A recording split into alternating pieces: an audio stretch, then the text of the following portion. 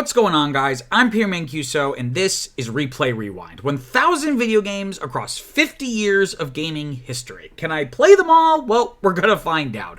Today, we're going to be talking, the very first game in the series, we're going to be talking about the 1971 game Computer Space. This was, like I said, released in 71, falling in the shooter arcade genre. Originally, this was an arcade game, but I'm going to be running this as an executable. You can find the link to that if you're interested in the link in the description below. And for the controller, I use the X-Arcade Tank Stick Max, because obviously these arcade games you can't have, they had very bespoke controls, right? They had individual arcade cabinets, so I bought this big, giant, it's like 2 feet long or something, that kind of mimics the arcade buttons and joysticks. It's got spinners and the trackball. So that's what I'm going to be using it's what I used for this as well as any arcade games going forward.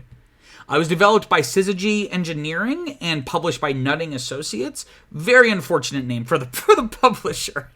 And these are all the scores from different websites where people rate games. Some of them didn't have a score for this, that's why it just says NA for some of them. So if you combine all these scores and weight it out of a 10-point scale, technically 100 points, right? Because we have decimals, but out of 10, the composite score would be around 5.6. So not great, right? For me, a 6 is that's the net positive cutoff. So I would say here, the general consensus from modern gamers seems to be, it's mediocre, perhaps. So it'll be interesting to kind of get into this a little bit. So talking about the history. So, of course, this is, I don't want to call it a remake. It's a derivative of the 1962 game Space War that I actually talked about in my prologue episode about the early history of video games. This was designed by Steve Russell for the PDP-1, or the Space War was, I should say. And this was a game that was extremely popular with programmers. And they would kind of pass it around. And I got a quote here from a computer scientist, Alan Kay, speaking in 1972, so a full decade after the original Space War was created. Alan Kay said here, quote, "The game of Space War blossoms spontaneously wherever there is a graphics display connected to a computer," end quote. And I think that's really insightful. This idea that, to me, that really is the first video game. That was the whole thesis of the early history of video games video I did, of what really is the first video game? I would argue it's Space War, because it's digital, it's, has a lot of different mechanics. It's not just the simple, Tennis for Two, which predates Space War, kind of bouncing back and forth this ball. In Space War, you have the ships, you have to manage the direction, the thrust, firing, hyperspace, you have to manage the gravity well in the center with the star. So it feels like the most inevitable game to come out of that period, right? The issue, though, was that while it was popular with those who knew about it and were able to run it, not many people could run it, right? The PDP-1, which is the computer Space War was developed for, only sold, I think, 50 units or something. And they were super, super, super expensive, right? So the developers of Space War considered or explored the idea of monetizing the game. But again, the PDP-1 was so expensive, it just would never work financially. Or it would never be economically feasible. So the game kind of just was this thing that was passed around to people who not only had a PDP-1, but also had a graphical display to actually run the game. So looking at Computer Space specifically, the development goes back to a guy, Nolan Bushnell. He was introduced to Space War through a friend at a university's computer, and they played it, supposedly, as the story goes. Funny enough, so Nolan Bushnell would later go on to found Atari, but also would go on to found Chuck E. Cheese. Which is so whenever you're playing Pong, just know that the guy who founded that company also founded Charles Entertainment Cheese. So Nolan Bushnell, he gets exposed to Space War. And, he had previously worked, in the summers, during college or high school, working at the Lagoon Amusement Park in Utah. And his job was overseeing the arcade. At this point, we're talking electromechanical games like pinball or ski or pre-video games. But nevertheless, he had an understanding and instinct for what made an arcade game successful. So he sees Space War, and he immediately thinks this would make an incredible, very, very popular arcade game. The only issue, again, is that it would be prohibitively expensive. It just wouldn't make business sense to do it. So that idea was percolating, and then later in 1970, though, he sees an ad for the Data General Nova computer. Again, we're not talking personal computers. This is still well before. This is still something that is still very expensive, but compared to the PDP-1, it was like peanuts, right? So we're talking early 70s money here, so this is not adjusted for inflation. The Data General Nova only cost around $4,000. By contrast, the PDP-1 cost $120,000, right? I think in today's money, that's like over $1 million. So this was a huge reduction in cost. So I think the wheels started to turn for Bushnell and went, oh, like this now could potentially be viable. So he links up with a colleague of his, Ted Dabney. And the two of them work together to develop the game. During the process, they realized that the Nova is just not going to be powerful enough for what they want to do. They briefly kind of put the project on pause. Later, they tried to, build custom additional hardware components to complement the computer so it could handle certain tasks so that the computer could be freed up to do other stuff. Eventually, they just decided to just ditch the Nova and build their own custom hardware from scratch. This was going to end up being less powerful than had they used the Nova, but the amount of computing or power that was lost was dwarfed by how much money they were saving, right? It was worth it, when you look at the forest for the trees, right? Originally with the Nova, in order to make it economically viable, they were going to basically have to use one computer and have like 4 outputs, like 4 different machines. So that way you can squeeze 4 games worth out of this one computer. Now that they're building their own custom stuff, they don't need to really worry about that. As late as 1971, the game wasn't called Computer Space. It was called Cosmic Combat, which I kind of prefer more because Computer Space almost sounds like misleading. Like if you just look up Computer Space on Google, you'll probably get the game, but if you just like ask someone, like it doesn't necessarily imply, oh, a game where you are in a rocket and you're fighting alien spaceships, right? I kind of prefer Cosmic Combat, frankly. Space War was even better, right? So Computer Space doesn't really give you a sense of what the game is. It just gives you it sounds almost like a working title. And notably, though, unlike its predecessor of Space War, it was not 2-player, at least initially. And there was no gravity well. So like I mentioned before, the original Space War was on like this circular display, and right in the middle there was a star. So, you had the same kind of controls as you would later have in Computer Space with basically turning left, right, thrust, shooting torpedoes. You also had to contend with the source of gravity in the center of the screen. So even if you did nothing, you didn't use your thrusters, you didn't turn, your ship would slowly kind of find its way into the middle. So, and if you reached the middle, you would explode, right? Because you fell into the star. So that was like an additional mechanic that players had to keep in mind. There's also like no hyperspace, at least not that I became aware of while playing Computer Space, whereas in Space War there was like a panic button. If you wanted to dodge something really quick, you could hit the hyperspace button. You would just kind of just teleport somewhere else on the screen. The Computer Space couldn't do any of these things because the custom hardware, the circuitry that they had developed, couldn't support things like 2-player or the gravity well. Later versions, I believe they did release a 2-player version, but this initial release didn't have that capability.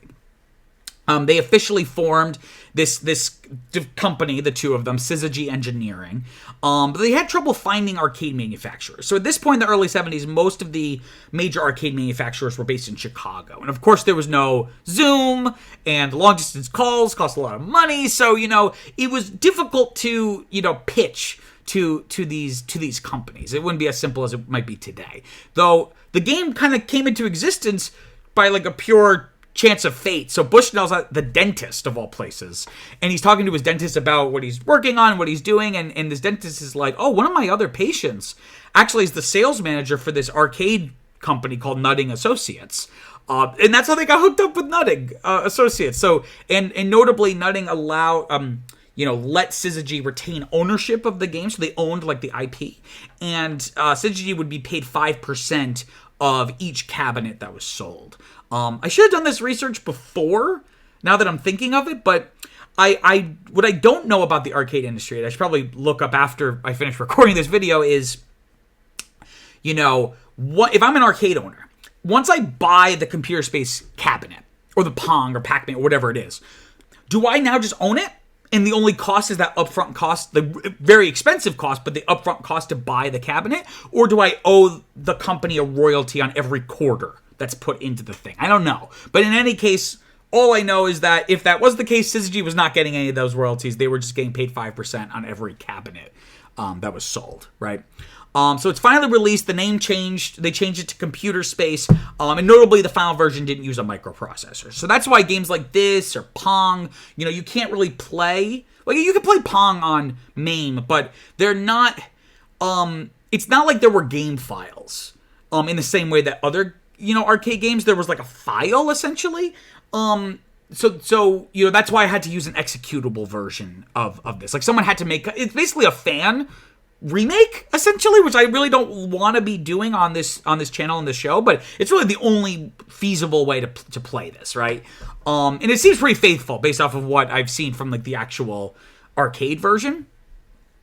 But that's just like kind of an interesting quirk that it's basically just all circuitry. There we go. I almost overshot where we go. So let's talk a little bit about the gameplay, right? So, like I mentioned, you control this rocket ship. You can kind of see it there near like the bottom center right. And you basically have 4 actions, right? You could turn left, you could turn right, you can thrust, so go forward, and you can shoot your torpedo. Against you are 2 computer-controlled flying saucers that you can see over there on the left. The left of the screen. And they can fire at you, right? So it's not just like a shooting gallery, and they're moving around and they're firing. So, it's about both managing offense and defense. Interestingly, and I think what is the most interesting mechanic of the game is the fact you can change the torpedo's trajectory after you've already launched it. So, if this is the rocket and you shoot the little torpedo, or maybe this would be easier, but shoot the little torpedo, and it's going like this. If you turn your ship, it's going to also start turning that way. So, if you accidentally overshot, the flying saucer with your torpedo, and not overshot, but you immediately realize the angle is not going to be right, you can kind of turn it so it kind of corrects. And you also have, what was also in Space War was this wraparound effect. So, when you hit the top of the screen, it's not like you hit an invisible wall. You actually, if you go up, you just like show back up at the bottom. Which I have mixed feelings about. I found it particularly confusing at times because, if you are, I'm going to try to do this, but it's hard to do this because, like, I'm mirrored here. But, like, let's say you are here, right? And you, like, go this way. It's really hard to do this mirrored. If you go this way, like, basically, if you're going through the corners, you're going to, like, immediately jump out over here. But if you're going in the wrong, you might accidentally go through like 2 corners. So like sometimes I had no idea where I was. And to make matters worse, in order to figure out where I was, I would like start frantically hitting the left and right button, which would kind of keep me like in this like, just going back and forth between these 2 little corners here. Or up here, right? But overall, I mean, it's pretty simple. Otherwise, like if you kind of go through the wraparound and you like really come onto the screen, it's no problem. It's just that if you kind of end up going through 2 wraparound effects in quick succession, and notably, it's a timed game, right? I thought.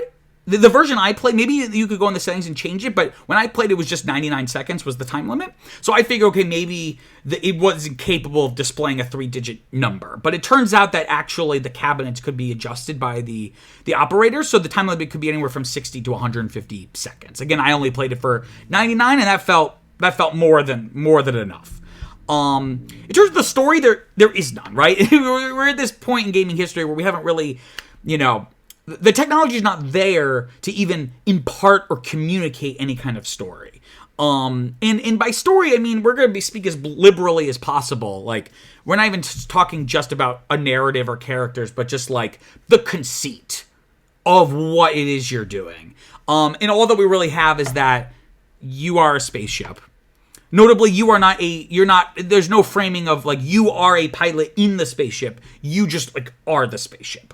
This like abstract little guy fighting in space, these flying saucers. We have no context for who we are. We have no context of why we're fighting these saucers. Like who are they? Why are we fighting them? What do they do to us? What do we do to them? There's none of that. So, this is the period of gaming history. It's very, very simple. and straightforward. And again, notably, we won't really get games where you're playing as a character for quite some time. In terms of the presentation, though, at least the executable version I played, it's very, very sharp. Pretty easy to see what's going on, obviously. It's a little bit hampered by the fact it's all monochromatic. It is helped, though, that the saucers, while they're also just a bunch of white dots, they're very dense, so you can see them pretty easily. But I don't know if this would make it better or worse, but I did consider what it would have been like had the saucers in your ship in, I don't know, some other different color that would still stand out from both the black background and the white stars. Just to give it like an additional level of, legibility. But I would imagine that would have been impossible. I don't know. Like, color TVs obviously existed by the 70s, but I would imagine, there's a reason why this is black and white and Pong is black and white. Like, all these games are black and white because those would have been cheaper TVs and monitors, right? So that maybe is kind of putting that perhaps is a criticism. That's why I'm not trying to frame it as a criticism. It's not really fair to the game to say that, but nevertheless, it's mostly legible, but there were moments where I was just like, had to very quick, even if it's just for a millisecond. There were moments my brain's trying to, okay, well, where am I? Where are the ships and things like that. So final thoughts, again, pretty simple.